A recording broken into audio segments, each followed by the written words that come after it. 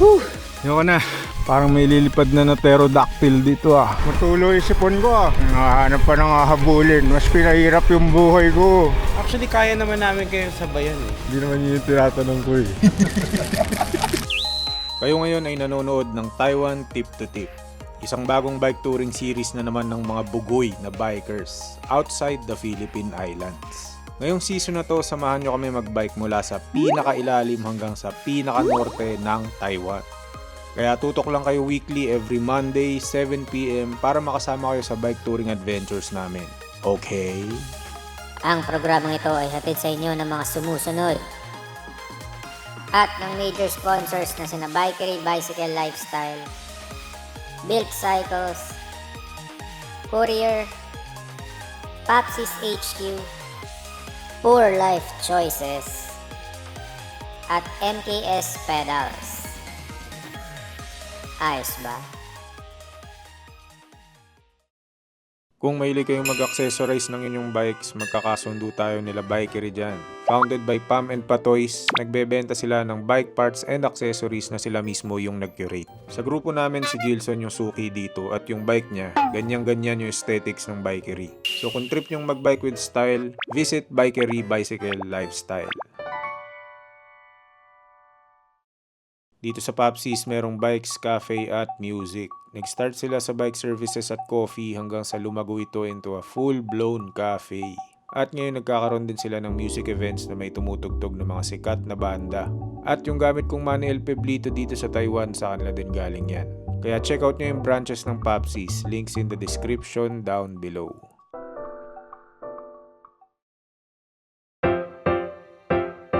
Welcome sa bagong episode ng Taiwan Tip to Tip. Last episode ay nakalahati na natin ang kabuuan ng bike route natin. At nalaman na natin kung ano ang mga naging feelings ni Father Bud dito sa Taiwan. Ngayong episode na to ay malalagasan na tayo ng isang miyembro. Dahil nag-decide na siyang umuwi. Ang sad naman. Ay, Thank you very much for today. Ingat ka. Mamimiss kita. See you. So sit back, relax, watch the show. And let's go, mga pangyaw.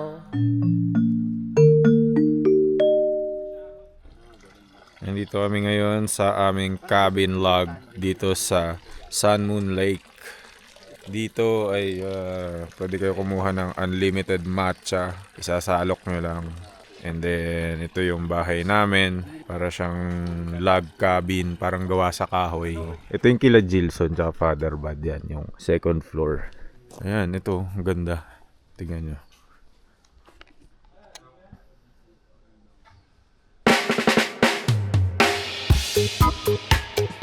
Dahil hindi hotel yung nabook naming accommodations dito sa Sun Moon Lake, kailangan naming humanap ng sarili naming almusal. Bibili kami ng breakfast.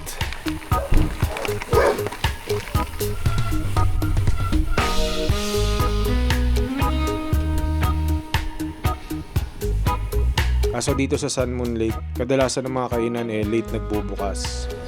Wala pang bukas na tindahan. 7-Eleven lang talaga. Bili muna kami pagkain. Sarado pa lahat eh. Ano yung nakasulat doon, Pao, na breakfast? Yung binibila natin ng manok palagi.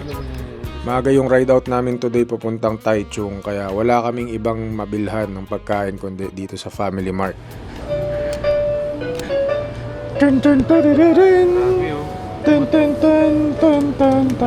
Ano yan? Guwaba na naman? Hindi ko makapag-decide. Nakakasarap. Kasi, ang dami choices.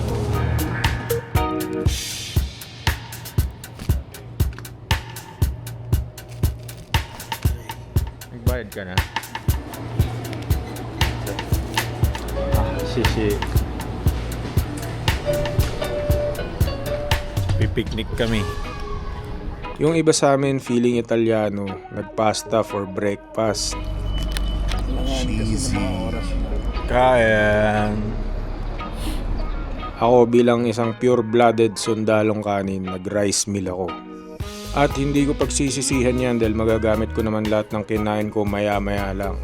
Promise, sulit lahat ng kanin na yan. Abangan nyo lang mamaya. Lasang hangin! Father Bud, wait lang!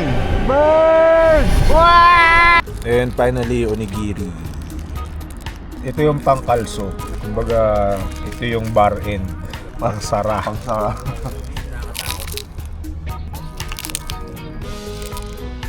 Magkano yung gantong milk tea? 30. Anong mas prefer nila? Lipton. Lipton. Sarap siya na milk tea kasi andun yung milk pero wala yung tamis. Unlike yung mga milk tea dito sa Pinas. Malait na naman yung Pilipinas. Napakatamis. Kuya Eddie, ang sinapit ng aking buhay. Napakasami.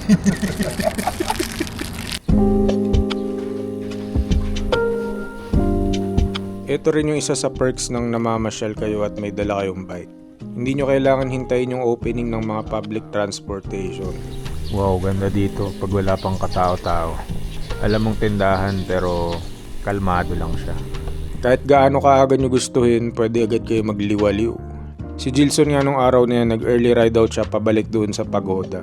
Nadaanan namin to nung packet kami dito sa Sun Moon Lake pero madilim na.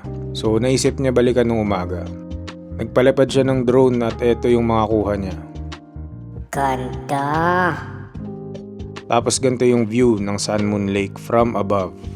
Bale, ito yung huling pasyal namin dito sa tourist area ng Sun Moon Lake bago kami bumams. Mamaya, pababa na kami ng Taichung ata. Mostly lusong lang naman daw at mga 80 kilometers. Hindi ko masyado inaalam yung itinerary para surprise. Pagtapos namin mag-almusal, muwi na kami ulit para mag-ready. Kasi 2 araw na naman na dire-diretsong bakbak sa bike yung mangyayari. Last check, baka may naiwan. Kinuha nyo na yung mga snacks. Kunin natin. We paid for this.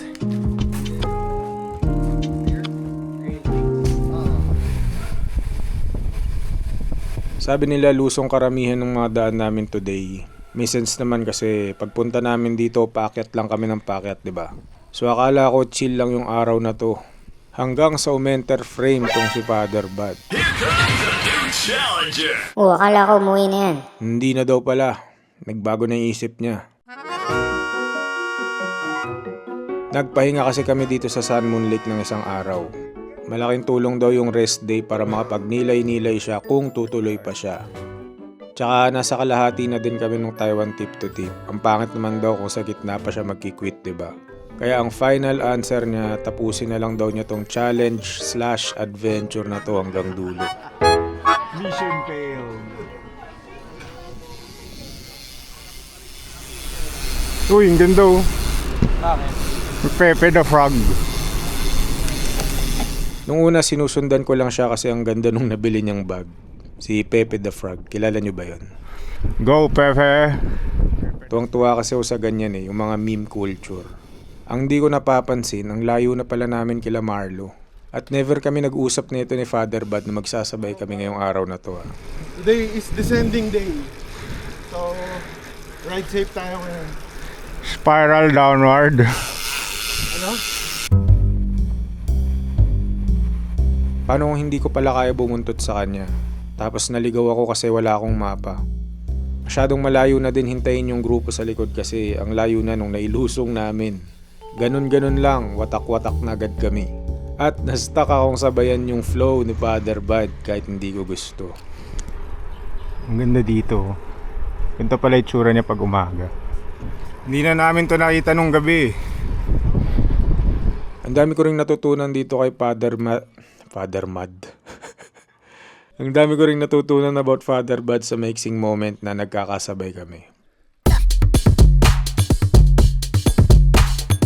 Na-appreciate naman pala niya yung tanawin at yung history ng paligid. Naman yung mga itlog ng kailyo. Pero hindi lang talaga siya tumitigil para namnamin yung lugar. Wow! Okay na siya na nahagip ng peripheral view niya yung mga tanawin. Itong Sun Moon Lake, man-made daw to. Parang di ko ma-imagine paano mo pupunuin ng tubig yung ganito kalaking uka. Hindi ako makapaniwala naman. Yung tubig, paano mo ipunin ng Sinalok. Tingin ko very opposite sila ni Jilson. Dati kasi pag may nakita kaming mukhang magandang picturean, titigilan talaga namin. Yun nga lang, lagi kaming ginagabi. Mga 19 kilometers pa tayo. Ang haba ng mga lusong ng mga kalsadang nadaanan namin. Hindi ko ma-imagine na ganito kalayo yung inahon namin nung gabi. Oh, lusong na naman! Sa sobrang haba nung daan pababa, sumasakit na yung kamay ko sa kakapiga ng preno. Titigil ba ako o hindi? May iwan ako ni Father Bud. Nakakaluha yung hangin. Yung hangin ba yung dahilan o naiiyak ka sa takot maiwan dahil wala kang mapa? Naiwan na ako ng stoplight. Buli na lang natin siya. Nakakahiya man aminin, may mga moments din na napipilitan akong mag-break ng traffic rules para lang makahabol sa kanya. Wow, ang bait mo eh, no? Ay, nakakita ko na siya ulit. Ang technique pala, huwag ka papaiwan sa stoplight.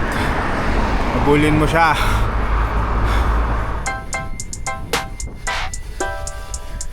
Alam niyo, nakakaaning din pala yung ginagawa niyang solo ride din.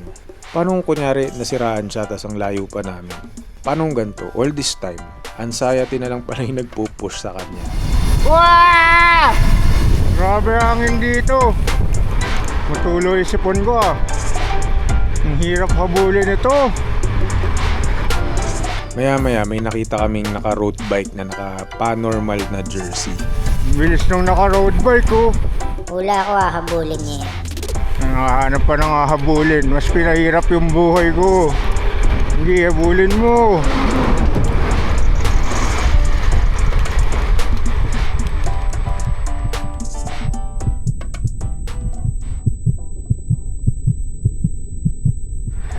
Ayoko na. Blackout na ako. Yan, nagkikwentuhan na sila.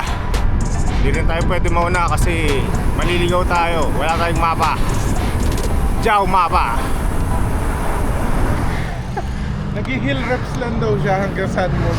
Takal na kasi. Kala ko mahahabol ko sa karga ng Luzon, di ginaya.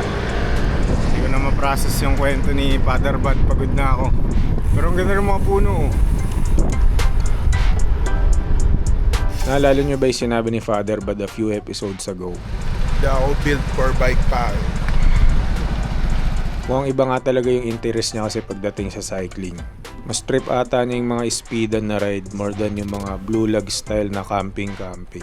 Which is okay lang naman. Feeling ko lang mas may enjoy niya tong Taiwan kung meron siyang kasamang kahit isang tao na makakasabay niya sa paspasang pace. Nakaka 22 kms na daw kami ng ahon ng lusong. Ano yung total natin ngayon? Ilan? 67. So nakaka 1/3 na tayo. Kahit yung rear derailleur niyang Bluetooth na lobat na, hindi na makasabay sa kanya. Lobat na yung RD mo? Baka maging pixie yan ha. Malolobat na raw yung RD ni Father Bud. Eh paano pa kaya akong tao lang, 'di ba? So umabot pa sa point na hingal na ako. Hindi ko na siya mahabol para sabihin na mag-break muna. Doon ako niligtas ng mutual friends. Father Bud!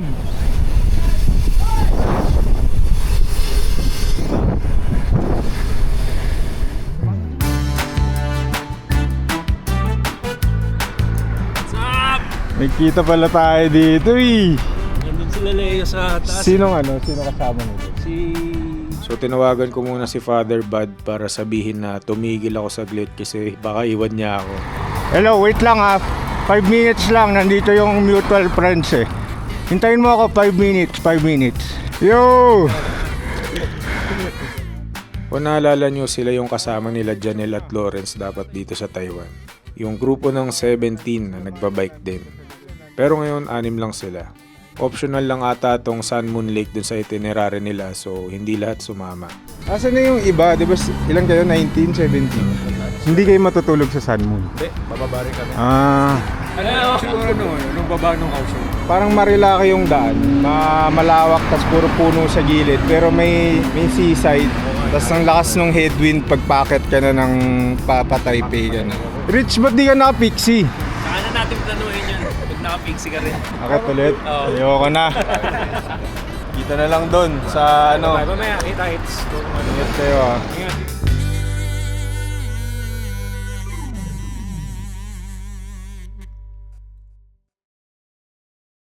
初めての日本バイクツアーでは MKS ガマを使っていました。長野の山道から東京の街中までこのペダルと一緒に走りました。実際にこのペダルが作られているところも見て、さらに安心して使えるようになりました。丈夫な日本製ペダルを探しているなら、ぜひ MKS ペダルを試してみてください。 Ano daw? Quality bike parts meron sa Built Cycles niyan. Nagpa-bike wash, tune-up, overhaul, and maintenance din sila sa lahat ng klase ng bikes. At maganda yung customer service nila. Magaling yung mga mekaniko at mabait yung mga staff. At huwag kayong mahihiyang dumalaw, welcome lahat dito, mapa newbie bikers or seasoned cyclists. Kaya visit the branches of Built Cycles, links in the description down below.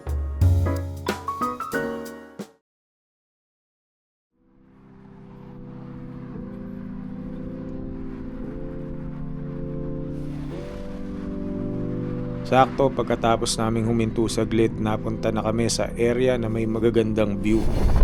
Wow, may temple. Nakakapagod pa rin pero at least kahit papaano maganda na yung nakikita nyo. Wow, ganda. Ganda kaya lang na-dry yung ilog.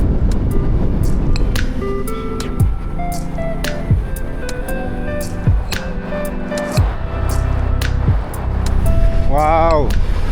Ganda. I'll never. Lakas ng hangin, di umakanta. May bird. Bird. Ang corny sabihin pero totoo na nakaka-reset talaga ng pagod pag maganda yung dinadaanan nyo. Kasi pagod pa rin naman yung katawan mo physically pero mentally, parang naloloko ng magandang view yung utak mo. Parang nawawala yung stress ng pagbabike kasi nalilipat yung efforts ng brain cells mo sa pag-appreciate ng lugar. Hindi ko ma-explain pero parang ganun yung nafe-feel ko nung time na yan.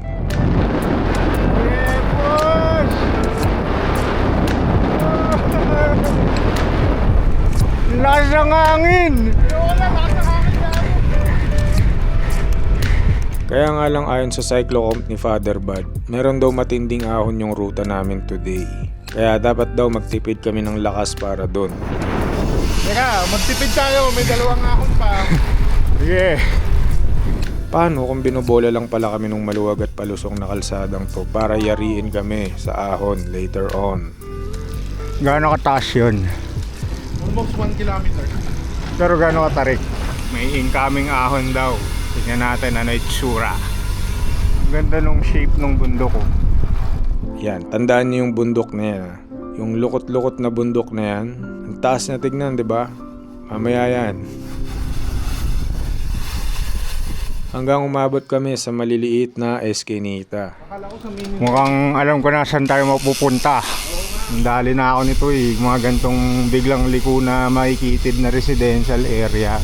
Alam ko to ayan oo. Kung matagal na kayo sa channel na to, iisa lang ang ibig sabihin pag ganito na yung ruta. Paakyat na kayo ng bundok. At walang madaling akyatin na bundok kung nakasakay ka sa 25 kilos na bike. Jayo! O diba ako na yung nagjajayo. Dropping!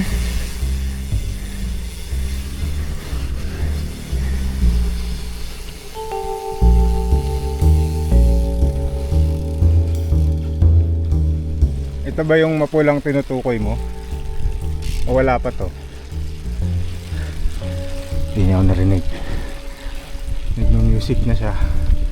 Ano yung sound trip ni Father Bud pag nagbabike siya, no? Ako alam ko. Eto, ipe-play ko para sa inyo.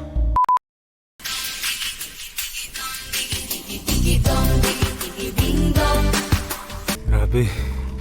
Gubat na. Hindi tayo mga dinosaurs. May bike ko. Pahinga muna. Bago tayo bumanat dun, oh. At dito na ako naubos. Hindi ko na talaga kaya. Ayoko na.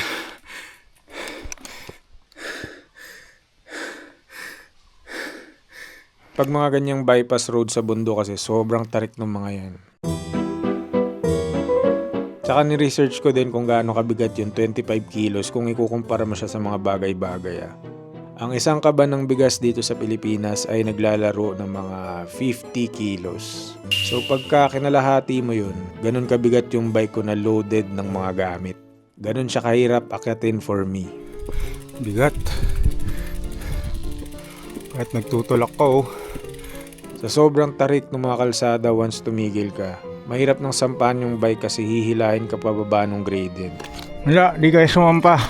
Doon na lang sa patag. Isa pang inaalala ko paano kung iniwan na niya ako dito. Iniwan ako ni Father Bud. Nasa gitna na ako ng kawalan. Paano kung kanina pa pala niya naabot yung tuktok tapos lumulusong na siya pababa. Pero from time to time meron namang dumadaan ng mga sasakyan so nakakampante pa rin ako na pag may nangyari sa akin dito. Pwede pa rin akong maki-hitchhike sa mga tao. O diba, may sasakyan pa. Pwede pa ako maki-hitchhike. Kahit nagtutulak ka, kailangan mo ng pahinga. Buti na lang at hindi tayo iniwan ni Father Bud. Nandun pa rin siya, naghihintay katapat ng magandang view. Naalala niyo yung lukot-lukot na bundok na yan kanina, yung sinasabi ko?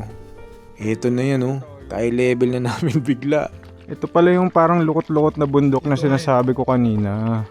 Aakyatin mo pala yun. Sana ba to? Parang may lilipad na pterodactyl dito ah. Jurassic World. Tinulak ko na hanggang dun sa kung saan mo nakita nagtutulak. Di na ako sumakay. Diyan na lang sa may patag dyan. Di mo makasakay. Meron pa. Ay, may mga pagkain pala dito galing dun sa hotel. Teka, timplahan kita. Pagtimpla ng gatas mo. Pero dagdagan mong tubig ah. Ano ba yan? Ang tanong, basta tingnan mo na lang yung kulay ng powder. You be the judge. Say hello to my little friend. Say hello to my little friend. Ano ba to? Dextrose? Tamis nito ah. Pinuno mo ba? Gusto mong pagkain? Anong gusto mo? May crackers, may parang matamis. Oh. Opya! After mag-picnic sa bundok, nag-decide na kaming bumaba. Maliban sa view, wala naman na ibang dahilan para magstay pa kami dito. Kahit tulak na lang, ayoko na. Pero, congrats.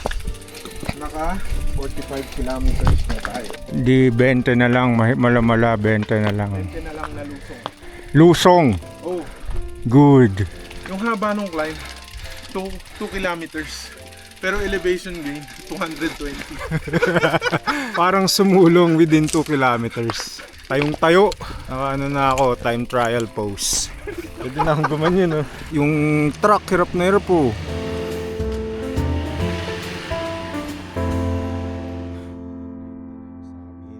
Kakatulak namin, natanaw na namin yung skyline ng Taichung. Ay, ano yun? Alin? May city na dun, oh. Oo nga, no? Doon ba tayo Ay, kagi pupunta? yun yung Taichung. Yan ba pupuntahan natin? Oo. Parang 20K layo na pa rin. lusong. Sarap dito, ah. Sarap dito tumambay. Pero bago pa kami mahuli ng pideya sa pagtutulak, Ng bike ha, ng bike. nilusong na namin yung daan. Diretso lang ba to? Grabe ang tarik.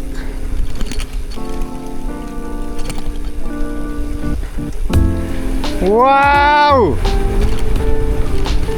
So ang nangyari, parang tinagos namin yung bundok. Dumaan kami sa Valley Road. Kaya parang binabagtas lang namin yung ilog. Bering ilog. Walang tubig tuyo. Wow! Falling leaves! Malapit na. Hindi ko lilitaw na yung city after ng likod nitong kanto na yan. Lilitaw na yung city dyan. Lulubog, lilitaw ang buwan at araw. Hindi ko na alam ang lyrics ng kanta. After ilang minutes ng makaubos brake pads na lusong, natatanaw na namin sa malayo yung Taichung. We're almost in Taichung. At kung mapapansin nyo from Sun Moon Lake, ngayon lang siya nag-combine brake. Grabe, baliw. Reload muna, wala na talagang tubig. Family Mart muna. Alam nyo, isang magandang bagay kapag kasama mo si Father Bud. Familiar siya sa mga pagkain dito sa mga kombini. What is this? Miruku Kiarameru Milk Caramel. Almost same lang kasi yung mga tinda sa mga kombini sa Japan tsaka dito sa Taiwan. So nagre-recommend siya ng mga masasarap na pagkain gaya nito.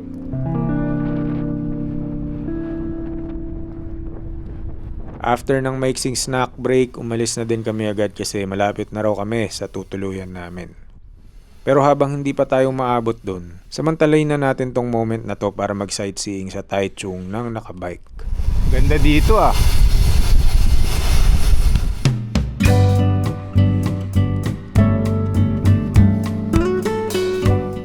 Itong Taichung pala, siya yung second largest city ng Taiwan. At dito daw yung birthplace ng boba tea, specifically sa Chunshui Tang Tea House. Dito din yung headquarters ng Giant Bicycles. Sila yung company na nagmamayari at nagmamanage ng U-Bike, yung nationwide na bike rental dito sa Taiwan. Pero lahat niyan ay nabasa ko lang sa Google. Ano nga ba yung tingin ko sa Taichung as a first timer? Based sa nadaanan namin habang nagbabike. Parang dami niyang kulay kahit wala ka pa dun sa sentro. Para siyang malinis na ermita. Ganon kakipot yung mga kalsada. Tapos yung mga tindahan sa gilid-gilid. Dami din kasing signages eh. Tapos para siyang city na gawa sa Lego. Tapos yan, malinis yung paligid. Maraming puno. Malawak din yung mga kalsada nila pero hindi naman malala yung traffic. Lawak ng kalsada parang Japan. May food panda rin pala dito. 5 na lang. 5. Yun yung araw. Grabe, okay. Yun oh. Nagsisiluwet na ako. Sobrang tirik.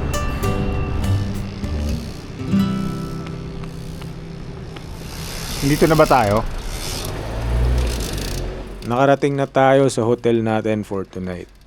Yun nga lang, dahil masyado kaming maaga, hindi pa pwede mag-check-in. Alas 4 pa. Or so early birds. Ayun siguro yung nagiging problema ni Father Bud kapag maaga siyang nakakarating sa hotel. Hindi rin siya makapasok agad kaya naghihintay siya ng matagal sa labas. Gusto kayo? Maya-maya pa dumating na yung mga kasama namin at pinayagan na kami mag-check-in dito sa hotel namin. Again, mabait yung mga hotel dito sa Taiwan pagdating sa mga siklista. Okay lang sa kanila na ipasok yung mga bike sa loob at mag-park kahit na dito sa hallway. Room 603. Hello, it is the sweet, simple things of life which are the real ones after all. Wala na, Kat? Okay, sarado na. Finally, nakapasok din kami sa kwarto namin. Nilapag ko na yung mga gamit ko and again, kapag maglalapag kayo ng gamit nyo, sa isang spot nyo lang dapat siya itambak para pag maglo-load kayo ng gamit nyo sa bike, sa isang spot nyo lang din dadamputin lahat ng gear nyo. Mas less yung chance na may makalimutan kayong gamit. Ito magiging kwarto namin ni Ropa Paulo de Langalin. Okay tong hotel na nakuha ni Budol Buddy, yun nga lang, walang laundry area. So dahil maaga pa naman, lumabas kami para maghanap ng palabahan. Kali ngayon, magpapalaundry kami. Hinahanap daw silang laundry shop, papalaba kami dun. Actually, hindi ko pa kailangan maglaba eh. Pero para makontent na rin kung paano yung mga coin laundry dito sa Taiwan, eh sasama na lang ako. Kamusta yung ride nyo? Ano yung mga napuntahan nyo na hindi ako nasama? Sa dinaanan nyo. Actually, kaya naman namin kayo sabayan eh. Talaga lang Hindi naman yun yung tinatanong ko eh. naiwan din si Sam dahil sa headwind. Kami dalawa kasi malakas eh, kaya kahit may headwind. Na-headwind yung wind. Ikaw, kumusta? Ano ang personal take mo dun sa ruta na ginawa ko? Comparable na ba kay Cruz Ocampo? Yung kay Chris ganito eh. Buti pa yung kay Chris ganyan. May nakita kaming coin laundry kaya nga lang hindi namin maintindihan yung instructions ng washing machine. Enter birthday. I-home mo muna. Sobrang desperado na namin, nag-call a friend kami. Tinawagan namin si Father Bud. Yung purple pala yung pipindutin mo yung purple. Sorry, hindi yung purple. May similarities kasi yung Chinese characters at kanji ng Hapon. So, medyo naintindihan niya yung instructions. May QR na kami. Hindi. Yung ano mo.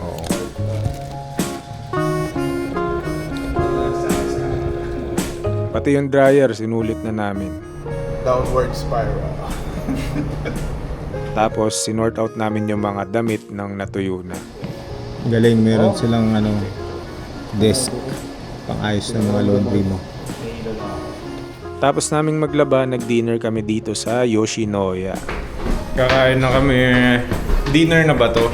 Ito in order ko, gyudon na maraming onion leeks. Hindi ko na maalala kung magkano to, pero kung ikukumpara mo siya sa ibang restaurant dito sa Taiwan, mas mura yan. Pangkasal yung pagkain mo. Galing ba yung catering? May apoy sa ilalim. May noodles pa. Meron din tayong Yoshinoya sa Pilipinas, di ba? Tapos parang mamahalin siya na kainan. Ewan ko, ako yun yung assumption ko sa kanya kasi hindi naman talaga ako makain dun. Pero pag nakarating ka na sa Yoshinoya ng Japan at Taiwan, para lang siyang mas low tier na kainan compared sa ibang restaurants.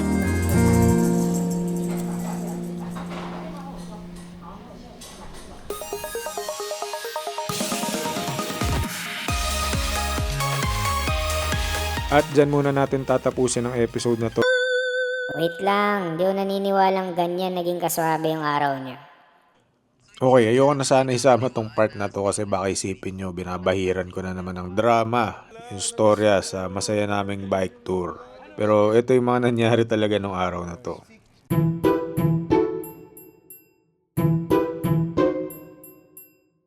Ito ay base sa kwento ng isang saksi na itatago na lang natin sa pangalang Samsi. Ayon kay Samsi, nagpahinga sila Budol Buddy at Pau dito sa High Life convenience store na to dahil hinihintay nila si Gilson. Okay, ideal tong area na to para magpahinga at maghintay kasi ito yung kahuli-hulihang kombini na pwede mong tigilan bago ka umakyat dito sa bypass road sa mountains. Ang problema lang, hindi sila nakita ni Gilson na nagbe-brake dito. Bakit? Ito kasing High Life na to, meron siyang bakod na yero. Nakatukod yung bike nila sa likod ng yerong to kaya imposible talaga sila makita. Sinubukan naman tawagin ni Pau si Gilson nang nakita na siyang dumaan pero hindi daw siya narinig. Lusong tong kalsadang to so dire-diretso si Gilson papunta sa ibang ruta. Mga about 5 kilometers away na daw siya sa High Life na to bago nabasa ni Gilson yung message nila Pau. So nagsulo na lang siya papunta dun sa hotel. Buti na lang meron siyang internet at napakinabangan naman niya yung Blue Line Guide ng cycling route number 1. For context, ito yung naging ruta ni Gilson. Ito yung naging ruta naming lahat. Ang laki ng difference, di ba? So hindi ko alam kung pwede bang pag-ugatan ng tensyon yung mga pangyayaring to sa future. Abangan na lang natin siguro. Yan, mag-away-away pa kayo para mas interesante yung kwento.